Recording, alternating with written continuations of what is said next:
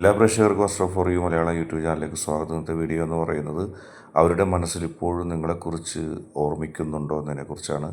നിങ്ങൾക്കെല്ലാവർക്കും ഈ വീഡിയോ ഇഷ്ടപ്പെടുമെന്ന് കരുതുന്നു. വീഡിയോ ഇഷ്ടപ്പെട്ടാൽ ലൈക്ക് ചെയ്യുക, ഷെയർ ചെയ്യുക, കൂടാതെ ചാനൽ സബ്സ്ക്രൈബ് ചെയ്യുക. നിങ്ങളെ സംബന്ധിച്ച് 2 ഫയലുകൾ നൽകിയിരിക്കുന്നു. 2 ഫയലുകളിൽ നിങ്ങൾക്ക് ഏറ്റവും ഇഷ്ടപ്പെട്ട ഒരു ഫയൽ തിരഞ്ഞെടുക്കുക, ആ വ്യക്തിയെ ഓർത്തുകൊണ്ട്. അതിനുശേഷം വീഡിയോ നിങ്ങൾ തുടർന്ന് കാണുക. നമുക്ക് ഓരോ ഫയലുകളിലേക്ക് പോകാം. ആദ്യമായിട്ട് നിങ്ങൾ തിരഞ്ഞെടുത്തത് ആദ്യത്തെ ഫയലാണെങ്കിൽ, ആദ്യത്തെ ജീവിയുടെ ഫയലാണെങ്കിൽ നിങ്ങളെക്കുറിച്ചുള്ള റീഡിംഗ് ആണ് ആദ്യം പറയുന്നത്. ആദ്യമായിട്ട് ആദ്യത്തെ ജീവിയായ മഡഗാസ്കറിൽ ഒറ്റപ്പെട്ട ലെമർ എന്നറിയപ്പെടുന്ന ഒരു ജീവിയുണ്ട്. ഈ ജീവിയുടെ സെലക്ട് ചെയ്ത ആളുകളുടെ റീഡിംഗ് ആണ് പറയുന്നത്. ഐ എന്നറിയപ്പെടുന്ന ഈ ജീവി ശാന്തതയുടെയും അദൃശ്യതയുടെയും ഒരു പ്രതീകമാണ്.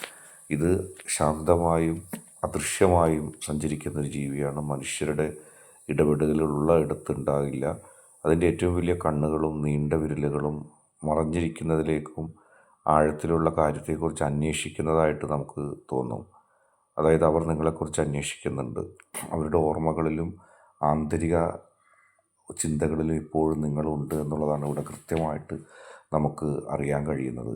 തീർച്ചയായിട്ടും ഈ വ്യക്തിക്ക് ഓർമ്മകളുടെ ഒരു ചിന്ത ആഴത്തിലായിട്ടുണ്ട്. നിങ്ങളിൽ നിന്ന് മറഞ്ഞു പോകുമ്പോഴും ആ വ്യക്തി നിങ്ങളെക്കുറിച്ച് തന്നെ ആലോചിച്ചുകൊണ്ടിരിക്കുന്നു. ഒറ്റയ്ക്കിരിക്കുമ്പോൾ ആ വ്യക്തി നിങ്ങളെക്കുറിച്ച് കൂടുതൽ ആലോചിക്കുന്നുണ്ട്. പ്രായശ്ചിത്തമുണ്ട്. ചെയ്തത് തെറ്റായിപ്പോയെന്നുള്ള ഒരു ചിന്തയോടെയാണ് ആ വ്യക്തി ജീവിക്കുന്നത്. ആ വ്യക്തിയുടെ മനസ്സിൽ താൻ ചെയ്തത് തെറ്റായിപ്പോയെന്നുള്ളൊരു ചിന്ത വലിയ ആഴത്തിൽ തന്നെയുണ്ട്. അവർ വീണ്ടും വീണ്ടും ആ ബന്ധത്തെ മനസ്സിലാക്കാൻ ശ്രമിക്കുന്നുണ്ട്. പണ്ട് തെറ്റിപ്പോയി, പണ്ട് ഒരു പറ്റി, അല്ലെങ്കിൽ തനിക്ക് വീഴ്ച പറ്റി എന്നുള്ള ചിന്ത ഇപ്പോൾ അവരിലുണ്ട്. എപ്പോഴും നിങ്ങളെക്കുറിച്ച് ആഴത്തിൽ ആലോചിച്ചുകൊണ്ടേയിരിക്കുകയാണ്. അത് തന്നെ ഒരു വലിയ സൈനായിട്ട് നമുക്ക് കണക്കാം. അവർ എപ്പോഴും നിങ്ങളെക്കുറിച്ച് ഓർമ്മിക്കുന്നുണ്ട്.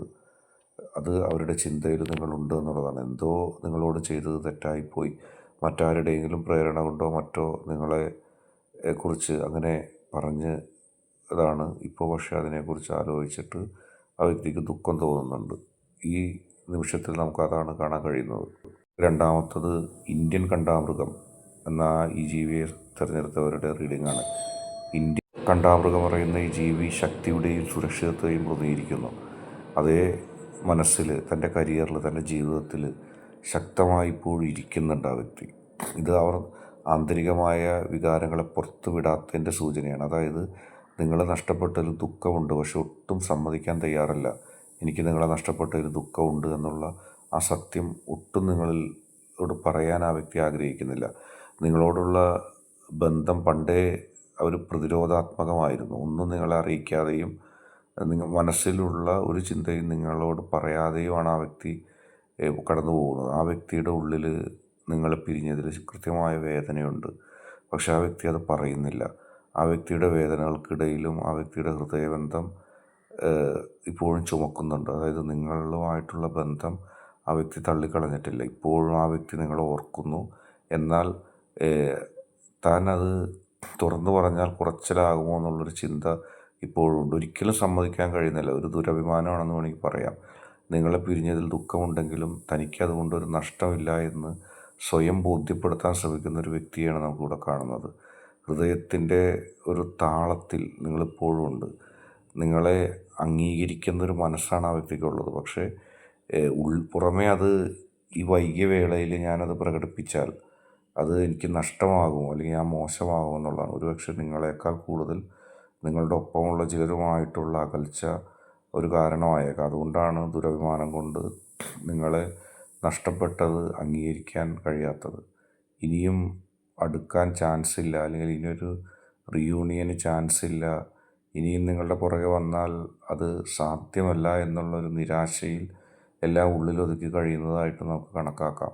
ഏതായാലും ഇപ്പോഴും ആഴത്തിൽ നിങ്ങളെക്കുറിച്ചുള്ള ചിന്തയുണ്ട്.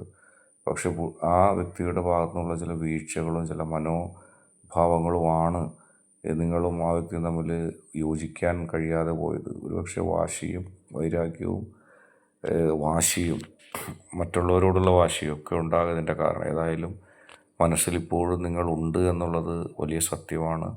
മനസ്സിൽ ഒളിപ്പിച്ച് വെച്ചിരിക്കുന്നു, അത് പുറമെ സമ്മതിക്കുന്നില്ല. ആരോടും സമ്മതിക്കണമെന്നില്ല. പക്ഷേ ഉള്ളിൻ്റെ ഉള്ളിൽ നിന്ന് നമുക്കത് വായിച്ചെടുക്കാൻ സാധിക്കും. നിങ്ങളെ നഷ്ടപ്പെട്ടതിൽ ദുഃഖമുണ്ടെന്നുള്ളത്.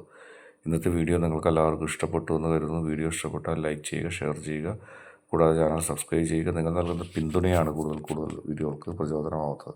അതുകൊണ്ട് തന്നെ ഈ ചാനലിലെ വീഡിയോസ് ഇഷ്ടപ്പെട്ടാൽ തീർച്ചയായിട്ടും നിങ്ങൾ ചാനൽ സബ്സ്ക്രൈബ് ചെയ്യണം.